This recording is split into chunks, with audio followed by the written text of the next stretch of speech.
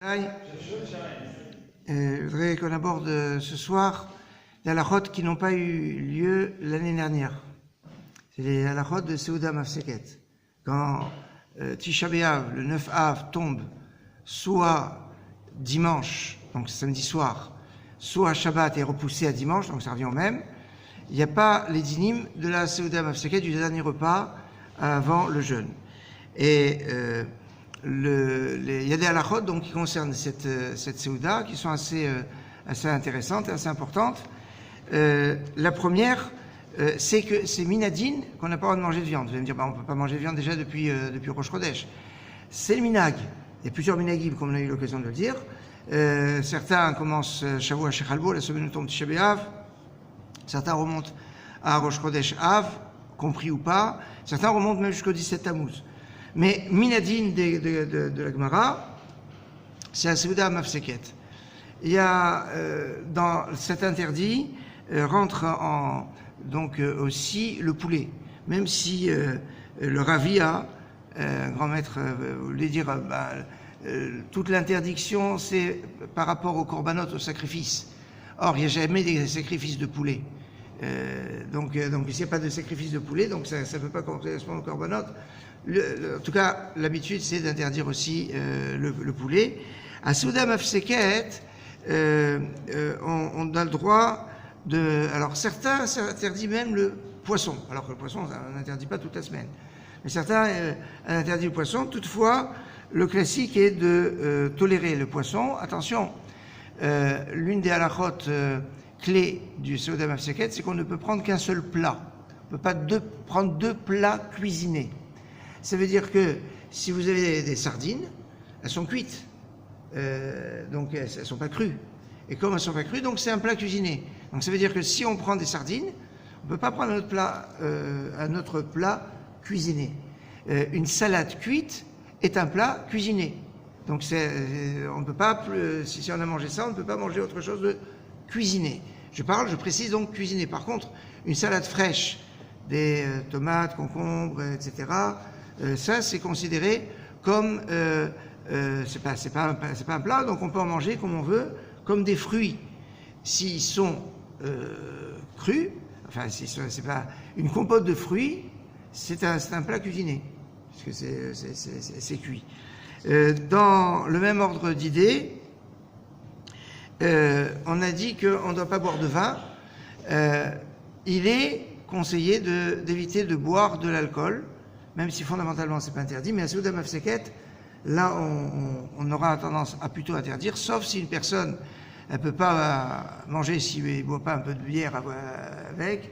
Alors bon, ça permet de faire passer, mais c'est sûr que de l'alcool, une anisette, une marielle, bocha, etc., c'est pas le moment de boire ces choses-là. Donc comme je vous ai dit, on n'a pas le droit de prendre deux plats cuisinés, et même si c'est en fait la même chose mais cuisiné de deux façons différentes, et on va dire une avec une cuisson forte et l'autre avec une cuisson plus douce, une avec que ça soit plus visqueux et l'autre ça va être plus compact, eh bien c'est deux plats différents. Par contre, si on est nombreux et qu'on a fait cuire le même plat de la même cuisson dans deux marmites différentes, c'est considéré comme un seul plat, même si on mange les deux marmites, puisque le but, en fait, c'était parce qu'on a beaucoup de personnes, et donc c'est le même plat qui est en question. Un œuf, donc un œuf dur, c'est un plat cuisiné, un œuf sur le plat, c'est un autre plat cuisiné. Alors il y a certains qui ont voulu faire la différence entre un œuf dur et un œuf mollet. Est-ce qu'un œuf mollet, si l'usage c'est de prendre un œuf pour Seuda Mafseket, et alors ce que je conseillerais, c'est soit avoir des œufs durs, soit des œufs mollets. Mais si vous avez un mélange de dur et mollet, c'est pas génial. Donc les fromages sont considérés comme des choses qui ne sont pas cuites, même s'il y a des fromages cuits, c'est pas en tout cas considéré comme un tafshil. Et donc si on prend un morceau de fromage, on pourra manger quelque chose qui est cuisiné après avec. Par contre, les pains ne sont pas considérés comme un plat. Donc ça veut dire si j'ai deux sortes de pains, je peux les manger à Seuda Mafseket, c'est pas considéré comme Shenet Tafshilin.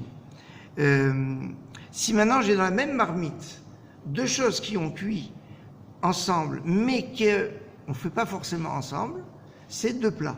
Même si c'est dans la même marmite, c'est cuit en même temps. C'est toute la problématique de l'histoire des lentilles avec l'œuf.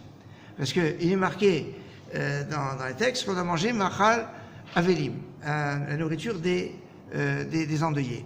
Alors qu'est-ce qu'on évoque comme nourriture d'endeuillés? Les lentilles, parce que c'est rond, et les œufs, parce que si c'est rond, ça n'a pas de bouche, et celui qui est en deuil n'a pas de choses à dire.